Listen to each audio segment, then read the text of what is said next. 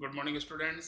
Class 11th आपका जो second chapter है वितान में, वो है राजस्थान की रजत बूंदें और राइटर है अनुपम मिश्र। अनुपम मिश्र का जन्म 1948 ईस्वी में महाराष्ट्र के वर्धा में हुआ। ये पर्यावरण प्रेमी है और पर्यावरण संबंधी कई आंदोलन में घनिष्ठ रूप से जुड़े हुए हैं। इन्होंने लोगों को पर्यावरण के प्रति जागरूकता का अभियान भी छेड़ा है। ये 1977 ईस्वी से गांधी शांति प्रतिष्ठान के पर्यावरण कक्ष से संबद्ध रहे हैं। इन्होंने पर्यावरण संबंधी मुद्दों पर कई पुस्तकें लिखी हुई है। पाठ का सारांश। ये रचना राजस्थान की जल समस्या के समाधान मात्र नहीं, बल्कि ये जमीन की अतल गहराइयों में जीवन की पहचान है। ये रचना धीरे धीरे भाषा की ऐसी दुनिया में ले जाती है जो कविता नहीं, कहानी नहीं, पर पानी की हर आहट की कलात्मक अभिव्यक्ति है। लेखक राजस्थान की रेतीली भूमि में पानी का स्रोत कुई का वर्णन करता है। वह बताता है कि कुई खोदने के लिए चेलवांजी काम कर रहा है। जैसा कि आपको जानते हैं कि कुआं होता है जिसका व्यास बड़ा होता है, कुई होती है जिसका व्यास कम होता है। गहराई में लमसम बराबर ही होते हैं, लेकिन ऊपर का जो उनकी चौड़ाई है वो कम होती है, कुएं का व्यास ज्यादा होता है। वह बसोली में खुदाई कर रहा है। अंदर भयंकर गर्मी है। गर्मी कम करने के लिए बाहर खड़े लोग बीच बीच में मुट्ठी भर रेत बहुत जोर से नीचे फेंकते हैं। इससे ताजी हवा अंदर आती है और गहराई में जमा दम घोटू गर्म हवा बाहर निकलती है। चैलवांजी सिर पर पीतल, कांसे और अन्य धातु के बर्तन के टॉप की तरह पहनते हैं ताकि चोट न लगे। थोड़ी खुदाई करने या होने के बाद इकट्ठा हुआ मलबा बाल्टी के जरिए बाहर निकाला जाता है। चैलवांजी मतलब खाना खुदाई करने वाला। चैलवांजी कुएं की खुदाई व चिनाई करने वाले प्रशिक्षित लोग होते हैं। कुई कुएं से छोटी होती परंतु गहराई कम नहीं होती। कुएं में न सतह पर बहने वाला पानी आता है न भूजल का। मरुभूमि में रेत अत्यधिक है। यहाँ वर्षा का पानी शीघ्र भूमि में समा जाता है। रेत की सतह पर 10-15 हाथ से 50-60 हाथ नीचे खड़िया पत्थर की पट्टी चलती है। इस पट्टी से मिट्टी के परिवर्तन का पता चलता है। कुओं का पानी प्राय खारा होता है। पीने का पानी के लिए कुइयां बनाई जाती है। पट्टी का तभी पता चलता है जब बरसात का पानी एकदम नहीं समाता। यह पट्टी वर्षा के जल और गहरे खारे भूजल को मिलने से रोकती है। अतः बरसात का पानी रेत की नमी की तरफ फैल जाता है। रेत के कण अलग अलग होते हैं, वे चिपकते नहीं। पानी गिरने से कण भारी हो जाते हैं परंतु अभी अपनी जगह नहीं छोड़ते। इस कारण मरुभूमि में धरती पर दरारें नहीं पड़ती। वर्षा का भीतर समाया जल अंदर ही रहता है। वह नमी बूंद बूंद करके कुएं में जमा हो जाती है।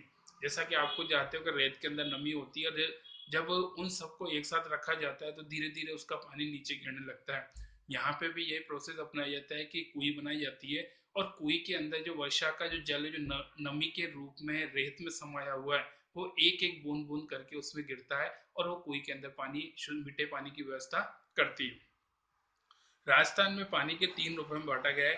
पालर पानी, सीधे बरसात से मिलने वाला पानी, यह धरातल पर बहता है। दूसरा पाताल पानी, जो कुओं से निकाला जाता है। और तीसरा होता है रेजानी, ये धरातल के नीचे उतरा परंतु पाताल में न मिलने वाला। अर्थात तीनों है।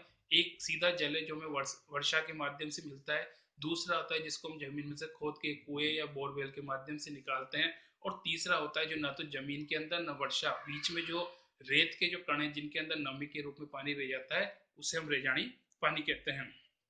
वर्षा की मात्रा रेजा शब्द से नापी जाती है, जो धरातल में समय वर्षा को नापता है।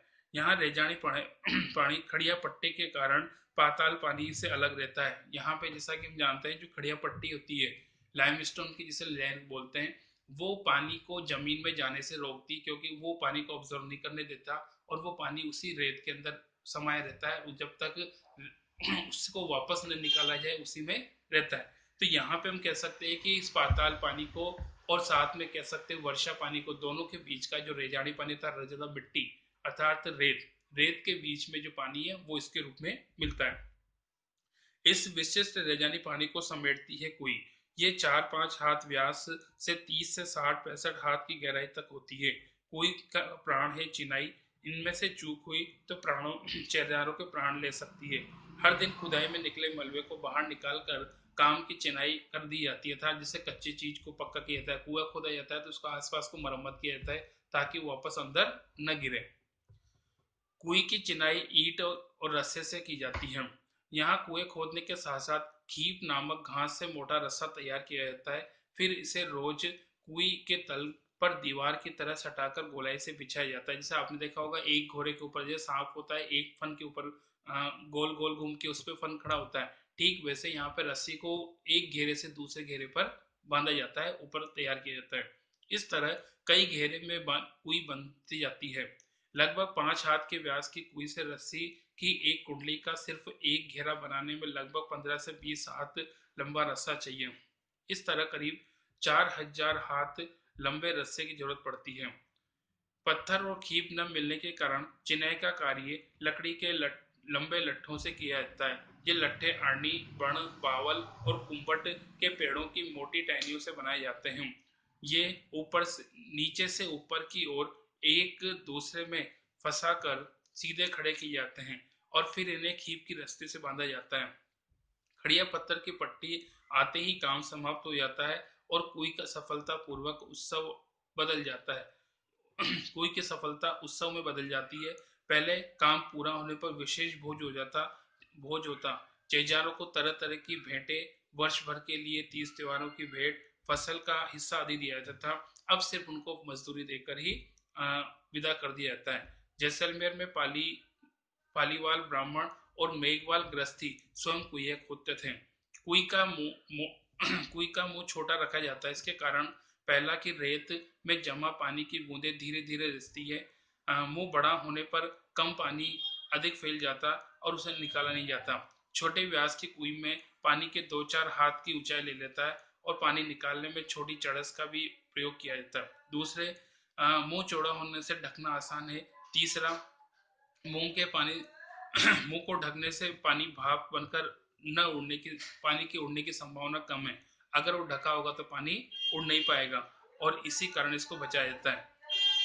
वर्तमान में ये निजी संपत्ति होते हुए भी सार्वजनिक संपत्ति मानी जाती है। इसलिए कोई भी व्यक्ति अगर कुएं बनाने का अनुमति लेता है तो पंचायत या हो सकता है कि ग्राम पंचायत के द्वारा इसकी अनुमति मिलती है या बड़ी मुश्किल से मिलती है, क्योंकि वहाँ की पानी की नमी तो उतनी है, उसे आप जितना अधिक कुओं में इस्तेमाल करोगे उतनी जल्दी से शीघ्रता से खत्म होगा। राजस्थान के हर जगह रेत के नीचे खड़िया पत्थर नहीं है। ये पट्टी, चूरू, बीकानेर, जैसलमेर और बाड़मेर आदि क्षेत्रों में यही कारण है कि ये क्षेत्र यहाँ के गांव में लगभग हर घर में एक कुएं है। कुल मिला के कह सकते हो कि कुएं के माध्यम से पानी की व्यवस्था की जाती है। बाकी नेक्स्ट